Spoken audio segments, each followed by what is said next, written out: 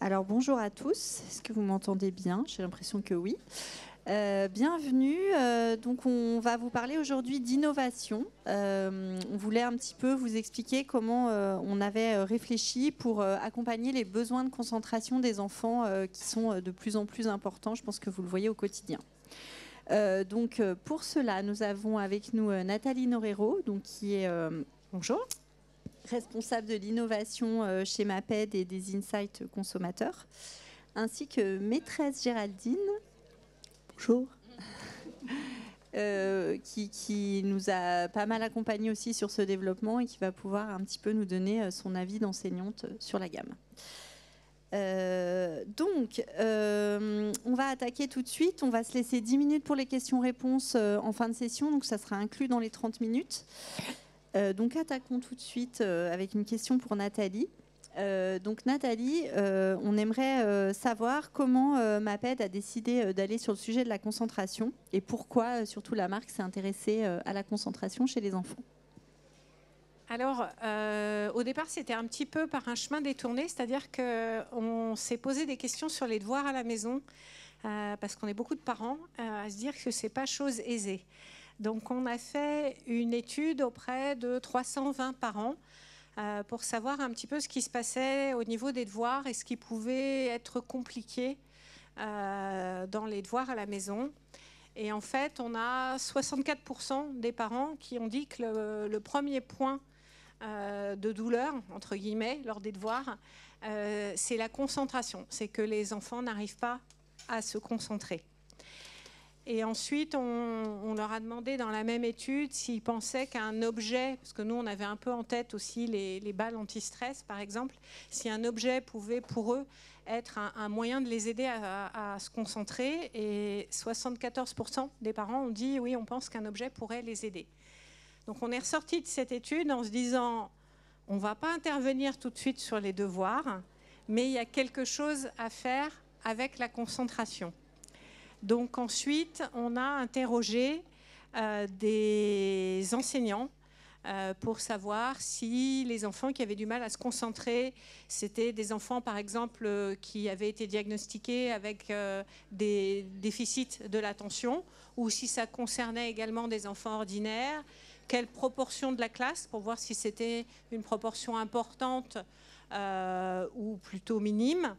Donc importante, mais ça, je ne vous apprends rien, hein, puisque vous êtes en classe tous les jours.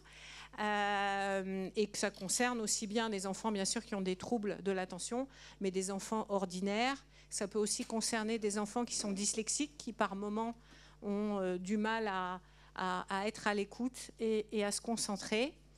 Et il y a certains enseignants, dont maîtresse Géraldine, qui m'ont dit, nous, on arrive à les aider avec des outils type des élastiques sous les chaises, type des balles anti-stress, type du coloriage.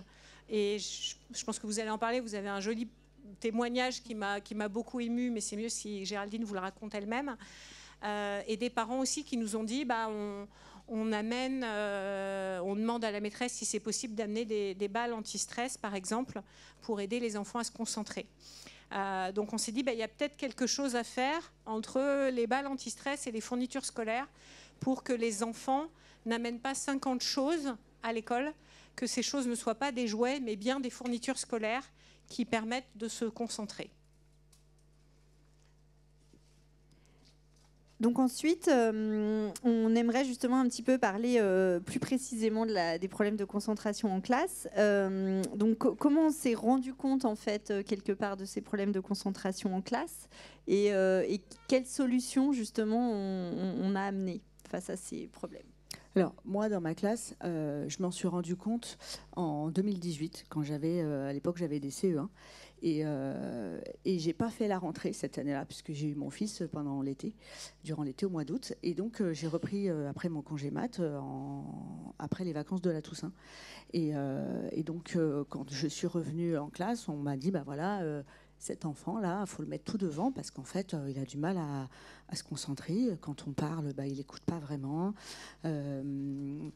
voilà, je le reprends tout le temps parce qu'il n'écoute pas, voilà, il n'est pas concentré sur ce qu'on dit. Quand on passe à l'écrit, tout va bien, mais quand on fait des séances d'oral ou même de lecture, il n'écoute pas vraiment ce qu'on fait. Et très vite, en fait, je me suis rendu compte que c'était vrai. Et lui, il adorait vraiment colorier. Donc je lui dis, écoute, allez, vas-y, colorie. Tu veux colorier, colorie. Et les autres m'ont dit, oui, mais en fait, il n'écoute pas. Si, en fait. Et c'est là que je me suis rendu compte que si, en fait, il écoutait. Et il écoutait beaucoup mieux en coloriant que si je lui disais non, tu laisses tes crayons de couleur, tu arrêtes et tu me regardes. Et en fait, je le voyais, au niveau de son corps, on voyait bien qu'il y avait un peu comme de la souffrance. C'est un mot un peu fort, mais c'était vraiment ça, en fait. C'est-à-dire que lui demander de rester comme ça, là, juste à me regarder et écouter, en fait, c'était pas possible. Et j'avais beau essayer de lui expliquer, c'était pas possible, impossible. Alors que quand je lui prêtais, je lui donnais un coloriage, etc. Là, il n'y avait pas de problème. Par contre, ça arrivait parfois que j'écrive des choses au tableau ou des mots importants, ou des choses. Hop, je voyais que de lui-même, il arrêtait de colorier et il levait la tête et il regardait et après il se remettait à colorier, etc. Et donc à partir de là, je me suis dit en effet, il y a quelque chose à faire. Et en fait, il y en a quelques-uns, on en a tous plus ou moins des comme ça dans la classe. Et à partir de là, j'ai commencé à leur prêter, pour ceux qui aimaient colorier, des coloriages. J'ai eu aussi des hand spinners, les trucs qui tournent là, voilà ça. J'ai eu des pop-it aussi que je leur prêtais parce qu'en fait c'était plus fort qu'eux. En fait, l'attention revenait que entre guillemets quand il y avait ça. Ou alors ils avaient que quelques minutes d'attention, quoi. Donc voilà, et c'est pour ça que j'ai commencé à porter attention à ce sujet-là.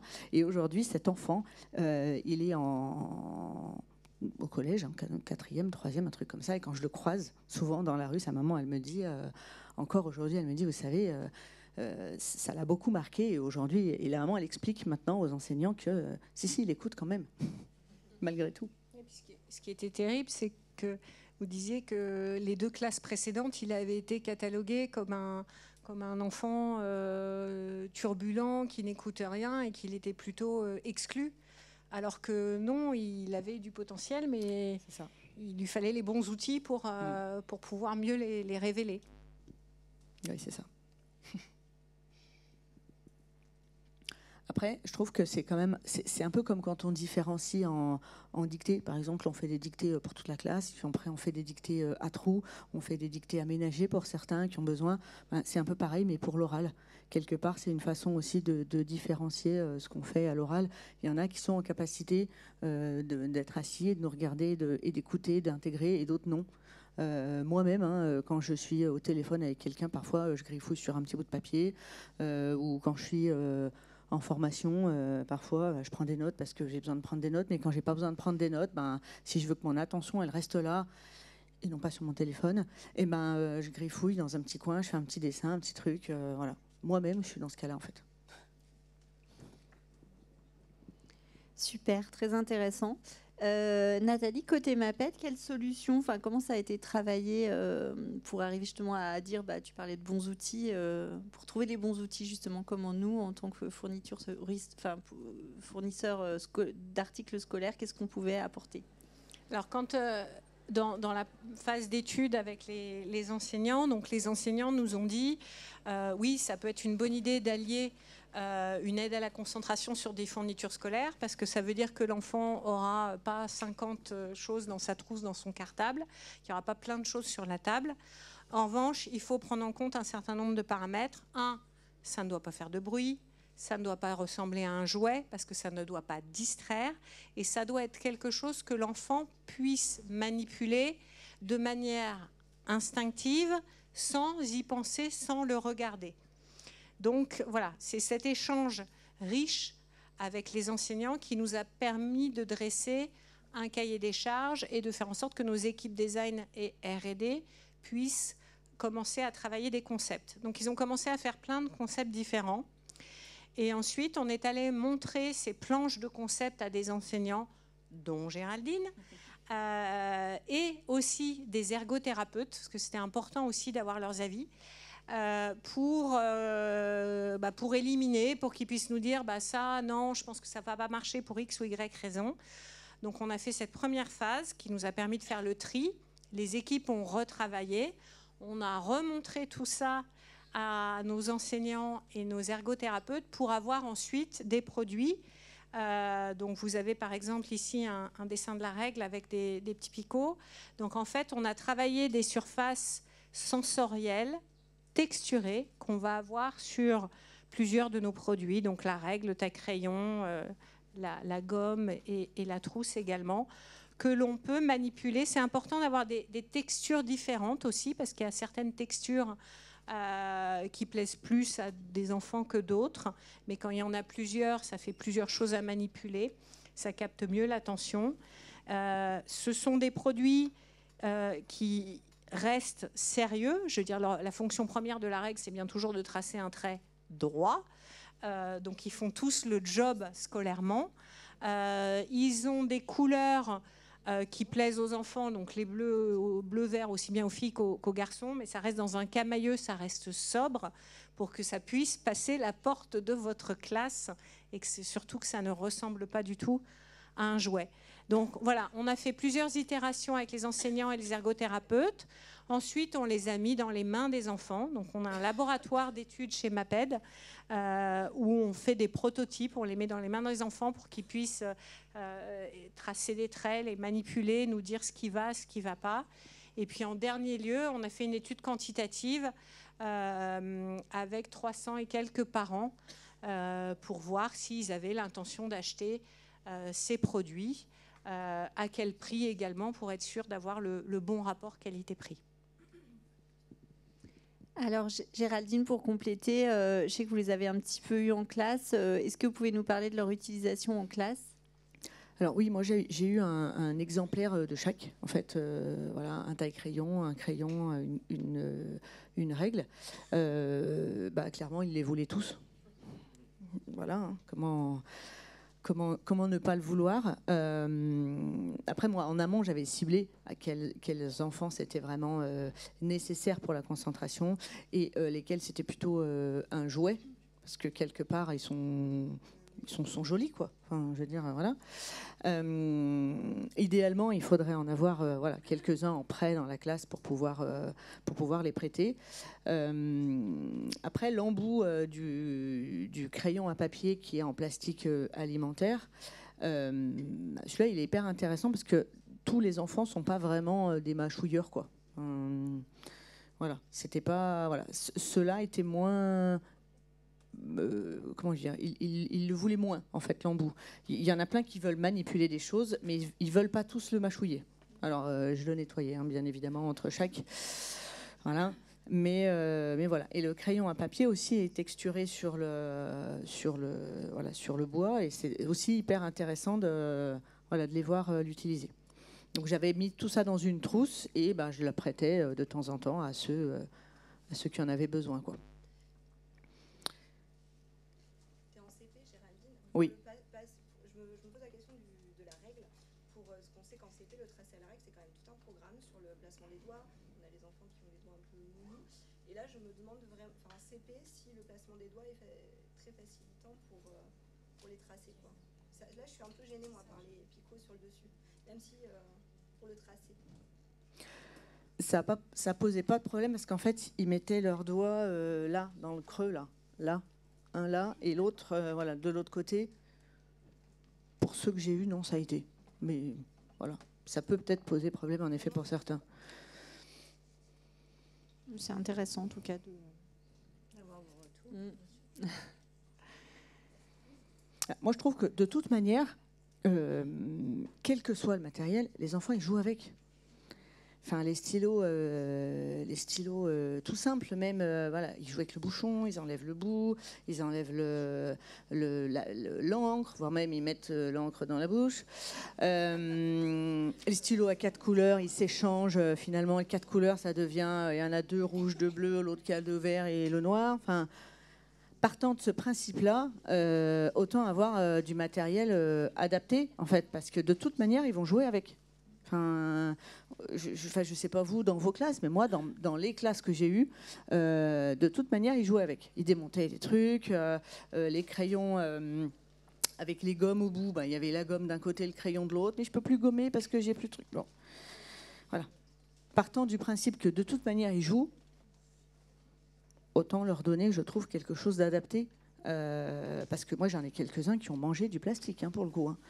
Parce que là, l'embout, il est en plastique alimentaire. Donc, quand bien même ils en mangeraient les bouts, bon, c'est pas cool, mais enfin, c'est alimentaire quand même. Mais c'est pas du bois. Oui, c'est pas du bois. Mais oui, il y en a quelques-uns qui ont mangé du plastique. Ça, c'est sûr. En plus. Il y en a plein qui se cassent les dents. Oui, c'est vrai. Ouais. Ça, au moins, voilà, c'est adapté, quoi.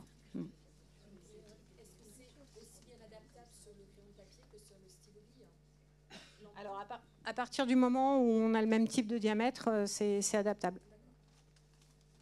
Ah oui, ça peut s'enlever de là pour le mettre. Oui, nous, on l'avait fait ça. C'est réutilisable.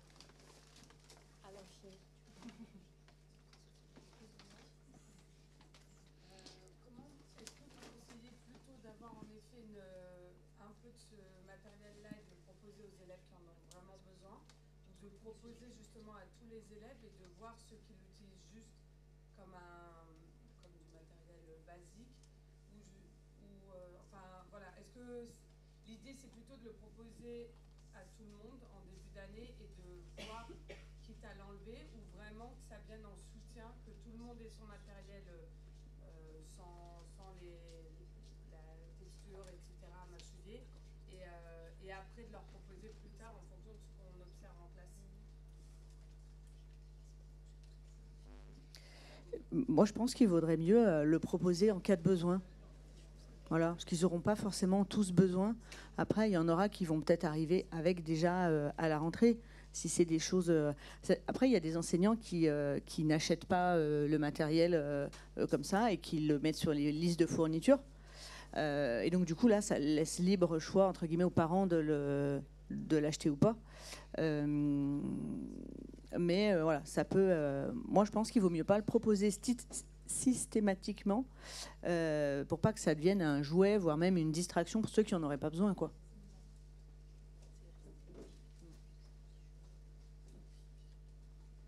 Après, nous, on a testé avec des enseignants qui avaient en tête déjà quelques enfants qui en auraient plus besoin que d'autres et voilà, et qui allaient le conseiller du coup aux parents. Pour qu'ils puissent arriver à la rentrée avec.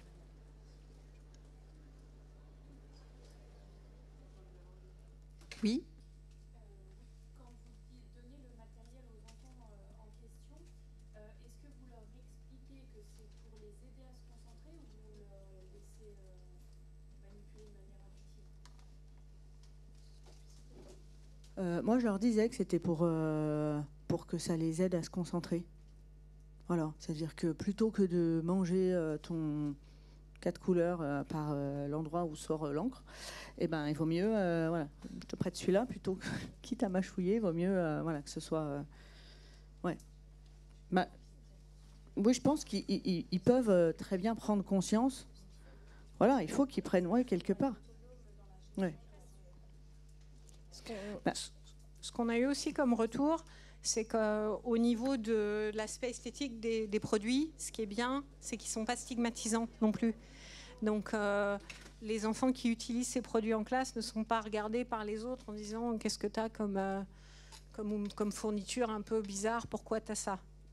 Il y avait plus une envie de la part des autres que « T'as un truc bizarre, pourquoi tu as ce truc-là ?» Je trouve que c'est un moyen de différencier. C'est-à-dire que, par exemple, en maths, toi, tu feras que 4 exos, toi, tu en feras 5.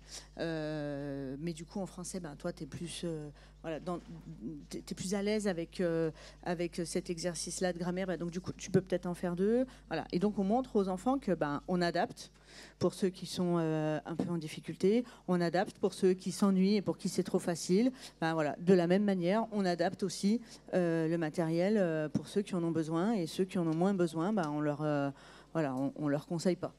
Mais pour moi, en tout cas, je pense que ça reste un moyen d'adapter voilà, de la même manière qu'on le fait pour les autres, quoi.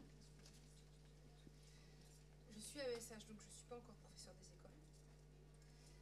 Bientôt, peut-être. Oui, bah en préparation. Ouais. Ça peut être aussi un kit pour l'AESH de la classe parce qu'elle connaît son élève.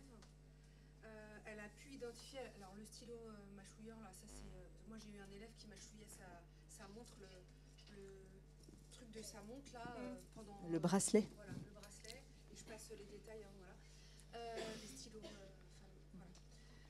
Et ça, c'est typiquement, ça peut être vraiment le kit pour l'AESH qui va identifier, elle, parce qu'elle connaît bien l'élève, les besoins. Elle va peut-être pas prendre tout le kit. Elle va peut-être, par exemple, pour mon élève, j'aurais pris le truc qui se mâchouille. J'en avais un autre à côté de moi. Il passait sa vie à découper des morceaux de papier, à les rouler.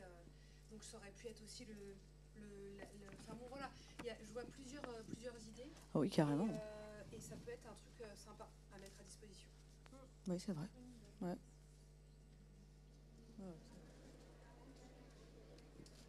Merci, super idée. D'autres questions? Oui. Je voulais savoir, est-ce que vous avez prévu d'étendre la gamme sur d'autres outils, d'autres éléments du matériel scolaire ou pas? Alors, pour l'instant, pardon, j'ai un micro. Pour l'instant, la demande qu'on a eue, c'est de la part de vos pairs, c'était une règle 30 cm, puisque aujourd'hui elle existe en 20 uniquement. Après, si spontanément vous voyez d'autres fournitures auxquelles ce serait intéressant que ce soit étendu, n'hésitez pas à me le dire, enfin à nous le dire, si vous avez d'autres fournitures en tête.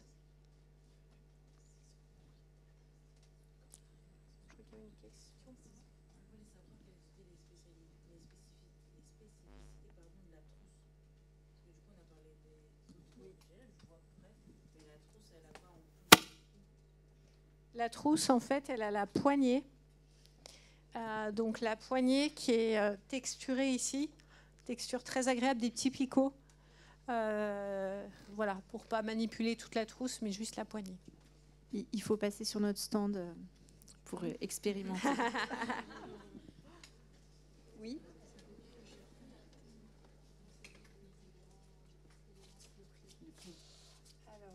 C'est une bonne question. Alors, autant je peux répondre aux questions produits, autant le prix, je ne l'ai pas du tout en tête. Je suis désolée.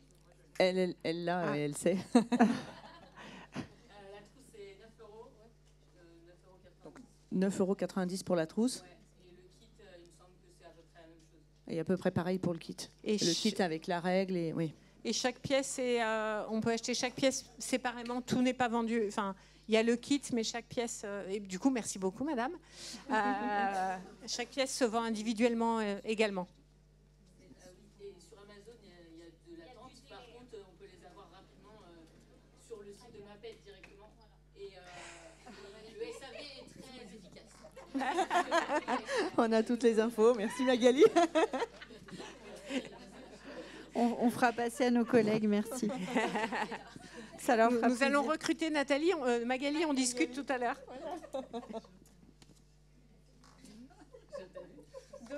D'autres questions? Moi, j'ai un problème avec les couleurs. C'est-à-dire Est-ce qu'il a été imaginé de faire d'autres couleurs ou pas? C'est un grand débat, ça. Alors en fait, au début, quand on lance une nouvelle gamme, on a plutôt tendance à la lancer dans les couleurs qui plaisent le plus aux enfants. Donc bleu et vert, bleu et turquoise, qui est plutôt transversal, qui fonctionne très bien avec les garçons et qui fonctionne aussi avec les filles. Et après, peut-être qu'on étendra à d'autres couleurs. Parce que je sais qu'il y a beaucoup moins dans la typologie d'utilisation que je vois, j'imagine qu'il y a beaucoup moins de filles, je vois beaucoup moins de filles moi dans le panel d'enfants avec qui je travaille. Mais je sais qu'aussi elles sont hyper girly. Et ça, c'est quand même très... pour moi, hein, pour ma part, attention, mais je trouve que c'est très connoté petits garçons. Je vois ce qu'elles ont. Oui, elles sont très, très roses. Voilà,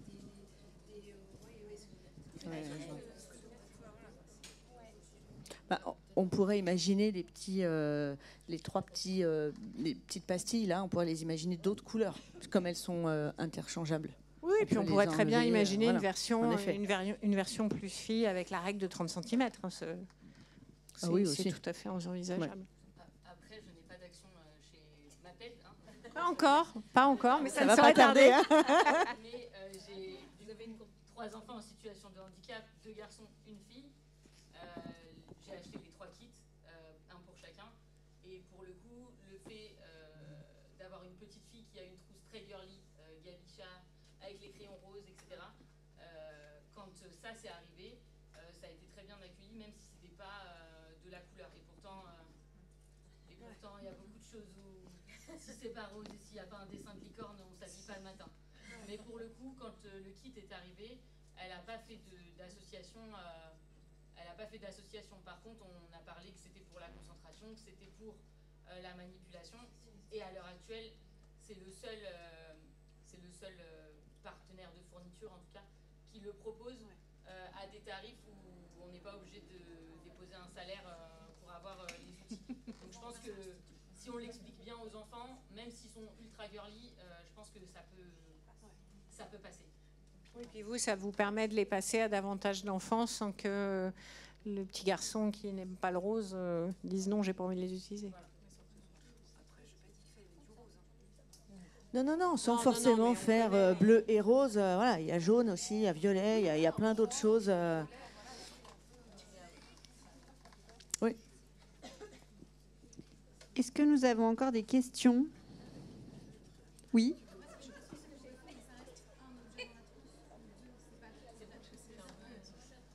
On n'est pas forcément obligé de proposer la trousse bleue. L'enfant peut garder sa trousse et avoir juste l'embout bleu, mais sur un crayon à papier rose, par exemple, qui serait un peu en papier. Ou alors, Oui, c'est vrai. Voilà, le taille-crayon serait bleu, mais bon, le reste de la trousse, ça peut y avoir la gomme avec ses dessins. Oui, c'est vrai. Un ou 2 objets sur toute la trousse. C'est aussi qu'ils ont beaucoup de choses. Oui, c'est vrai, il y a beaucoup de bazar. Oui. Ouais. Est-ce que c'est disponible sur les catalogues fournisseurs qu'on peut avoir dans les écrits? Oui.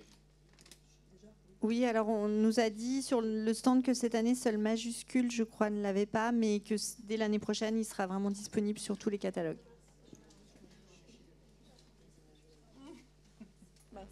D'autres questions? Non? Alors, si vous n'avez L'année prochaine, c'est bon. Si vous n'avez pas encore vu la gamme, n'hésitez pas à venir voir les produits, les toucher, les manipuler pour de vrai.